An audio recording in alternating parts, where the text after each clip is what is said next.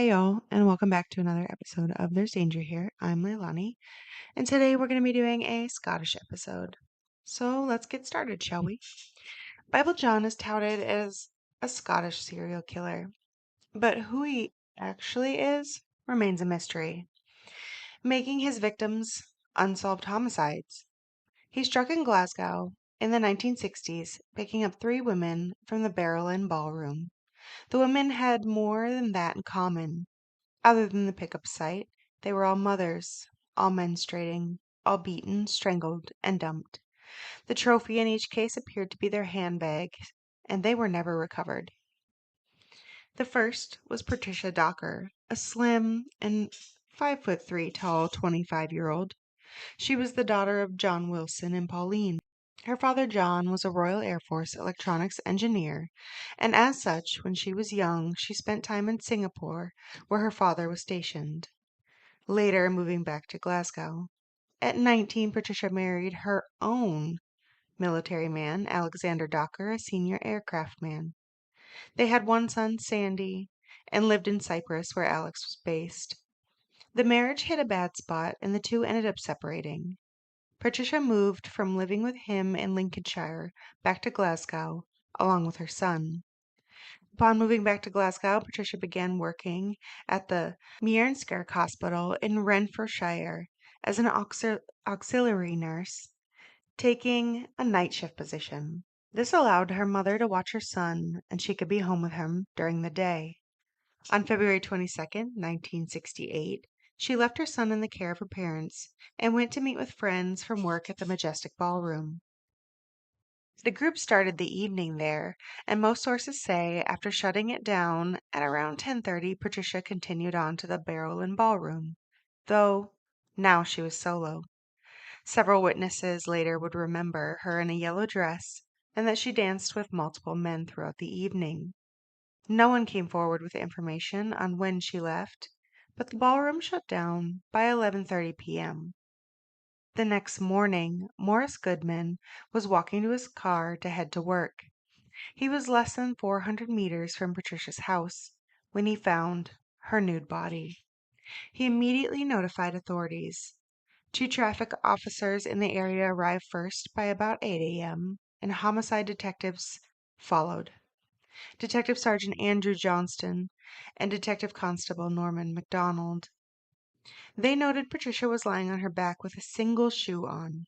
She was beaten, with her face and head covered in bruises, along with bruising around her neck, suggesting she had been strangled. Autopsy would later confirm she was beaten, the weapon, a person's fists and boots. It's also noted that she was menstruating at the time she was killed. A door-to-door canvass yielded no information, minus one woman who claimed to have heard another woman yell, quote, "Leave me alone," end quote, twice, but wasn't sure the time, just that it was early.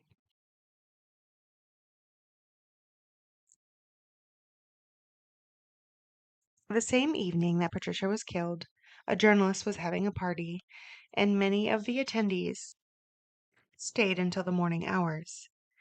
Even they claimed not to have seen anything suspicious. With no ID on her, she was a Jane Doe. But as she made it to Victoria Hospital, an ambulance driver saw her and believed she was a nurse that he knew. The confirmation was made Saturday when Patricia's father went to the police to report she had not come home Thursday night. John identified his daughter, now lying on a table in the morgue. Police searched a river approximately 100 meters from where she was originally found. In the White Cart water, they found her handbag and bracelet. Her clothing was not recovered. Quickly, however, her case went cold. Police at the time reported crudely on Patricia, purportedly stating, quote, "appears to enjoy the company of men," end quote, and described her as, quote, "an only child and apparently rather spoiled," end quote. Then, on August 16, 1969, Jemima, or Mimi MacDonald, a 32-year-old woman, went out. Mimi had 3 children and lived in Bridgington, which was relatively close to the Barrowland Ballroom. She lived in an apartment in the same complex as her sister, Margaret, and on August 16th dropped off her children to be looked after while she was out. The night she went out, it was a 25 and older night. Prior to hitting the Barrowland, she stopped at Gallowgate, a bar. She had a couple drinks, and later in the investigation, several witnesses reported her talking to a tall, slim, red hair or fair haired man in a suit. At Barrowland, several more witnesses recalled her dancing with a man with a short haircut and a suit, which was contrary to the style at the time of longer hair and casual clothing. When the ballroom closed, Mimi was seen leaving with the man, and several witnesses saw them begin to walk away together. Last seen at 12:30 along London Road, turning off to Landressy Street. Mimi's destination was under a mile from Barrowland. On Sunday, when Mimi hadn't picked up her children, Margaret was concerned. She began hearing rumors that there was a body in the tenement, an abandoned building down the road from her apartments, and that made her worry worse. When Mimi didn't show up on Monday, Margaret went to the tenement. Others were already there, and that's where she found her. Mimi was lying in a bed recess, her dress torn and face covered with blood. She called the police and detectives arrived, again noting the significant damage to her face and head. She was strangled with her own stocking. Her sanitary pad was lying next to her. In this case, her handbag and headscarf were missing from the location. An autopsy confirmed Mimi was killed early Sunday. Again, a door-to-door investigation began. One woman thought she heard a woman scream that night, but was unsure when. Stated that someone who looked like Mimi was talking to a man at approximately 12:40 a.m. As she was known to be at Barrowland, police went back to the scene. Management cooperated with the investigation and even made requests for those who were there that night to return and speak with police. On August 23rd, police staged a reenactment of Mimi's walk home, but nothing came from it. From the Barrowland and other witnesses, a description came of a man between 25 and 30 with sandy or red hair. He was slim, pale-faced, and overly dressed, and tall, but no one recognized him. On August 21st, the local news realized the similarities, prompting a detective to state, quote, "There are one or two similarities between both murders. I cannot say more than that point at the moment," end quote. After leads started to dry up in the second case, the head of the City of Glasgow Police CID, Detective Chief Superintendent Tom Goodall, approached George Lennox Patterson. George was the deputy director of Glasgow School of Art and was a known portrait painter. He asked if it would be possible to create a sketch based on all of the witnesses' descriptions. A composite sketch, the first in Scottish history. On August 26, it was completed and immediately released to the press. Even with the portrait bolstered with £100 reward raised by Mimi's family, the case still rapidly went cold. Again, however, police bias showed. According to the notes in police files, they reported, quote, "appeared to be extremely fond of male company," end quote, that she had been in Barrowland Dance Hall 3 nights in a row in the week before her murder, and was, quote, "in receipt of public funds plus maintenance from the fathers of her children," end quote. On October 30th, 1969, Helen Puddock was a 29-year-old mother. According to BBC News, quote, "Helen had worked on the buses and been a farrier and bookie. When a romance broke up, she went down to stay with her brother in Reading. That was where she met her husband, George Puddock, a lance corporal in the Royal Corps of Signals. The two 23-year-olds married on March 24th. The couple had 2 children, David and Michael. And when George was sent to Germany, his family followed on. But Helen didn't like it there and returned to live with her mother in Earl Street, Glasgow, in mid-March 1969, end quote. She did in turn return to Glasgow with her children, living with her mother in the Scotstoun area. On October 30th, George was in town in an attempt to save their marriage.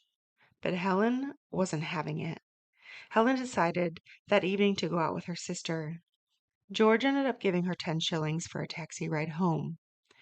Helen and her sister Jean left at around 8 p.m. They went to a couple pubs, then met up with more friends at the Trader's Tavern, after which the group went to Barrowland. Jean almost immediately met a man named John. Helen was speaking with a tall, slim young man, supposedly also named John. The four began dancing. At the end of the night, Jean tried to buy cigarettes from a machine, but the machine took her money and produced nothing. Helen's John spoke with the manager to get Jean's money back. Jean reported, quote, "He wasn't outraged or shouting. He was collected and very calm, but assertive. It was like a schoolteacher speaking to a young child. He was giving the manager a real dressing down. I expected him to get a good hiding for the way he spoke to the manager. But to my surprise, nothing happened, and the manager seemed to back off." End quote. Jean's John bid the group adieu when the group stepped outside. Jean, Helen, and Helen's John all got into a taxi, riding 20 minutes to Scottston. But John seemed irritated, and Jean reported that she thought it was because she joined the cab ride. In the taxi, Jean tried talking with John, who told her he didn't like married women going to ballrooms. She shifted to asking about New Year's plans, and he said he didn't have any, but he was going to pray that night. As the taxi got into town, John had the driver go to Jean's home first, though it was further than Helen's, and as she got out, John slammed the door. The two then drove back towards Helen's, stopping short of the home where they both got out. Helen purportedly began walking off while John paid. This is according to the driver. He also reported dropping the pair off at around 12:30 to 12:45 a.m. At 2 a.m., a night bus picked up a man approximately 2.5 miles away. He had a muddied jacket and a scratch below his eye. He departed a few stops later. At 7:30, Archibald McIntyre took his dog out behind the tenement buildings. His dog immediately went to a bundle on the ground, and as Archibald came close, he realized it was the body of a woman who had a bloodied face. He immediately called police. They arrived and noted a bloodied woman with torn-up clothing and a pair of stockings still wrapped around her neck. Her handbag was also missing.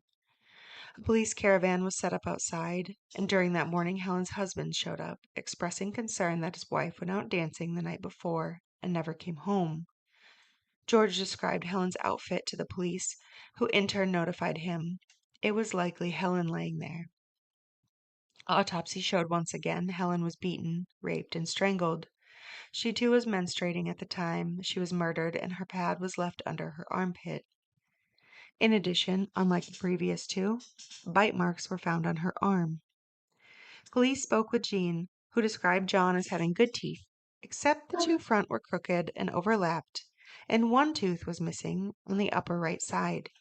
He wore a metal badge that she noted him rubbing frequently throughout the night. On November 4th, 1969, the Glasgow Herald ran a story with the headline, "Bible-quoting man sought by murder hunt police," and the next day his moniker was formed, Bible John. His information was wildly disseminated. Police first believed him to be a service member owing to his short hair and the time gap between the first two women's attacks. Detectives received over 50,000 witness statements. People were calling and reporting their neighbors by the hundreds, to the point that police were issuing cards that stated, quote, "I am not Bible John," end quote. According to The Guardian, quote, "The initial investigation was one of the largest ever inquiries in Scottish history, with police interviewing 7,000 people, taking 4,000 statements, and putting out notorious photo fits of the suspected killer, who was known as Bible John due to him quoting scripture during a taxi journey with Puddock and her sister before she was murdered. No arrests were ever made." End quote. In early 1970, the Scottish Daily Record went to a Dutch psychic and parapsychologist, Gerald Croiset, to help. Gerald had been reported as a man who had helped the Dutch police many times before, but he ended up not giving any information of value while advising them. Nothing happened for years as far as movement forward. In 1972, Detective Superintendent Joe Beatty reported, quote, "It is quite incredible that this man has eluded us. I am positive this man comes from Glasgow or nearby, end quote. The case remained unsolved. According to Scotland News, the police regularly review the case. In recent years, scrutiny over the investigation has surfaced. According to BBC, quote, detectives describe these women as being highly promiscuous, fond of male company, and liking the attention of men, end quote. It was blatant misogyny. These victims of murder were being judged and blamed for what happened to them because they had simply gone out dancing and, had a few drinks, flirted with a few men. Many believe it hindered the investigation to a fault. There were, however, multiple suspects that were investigated throughout the years.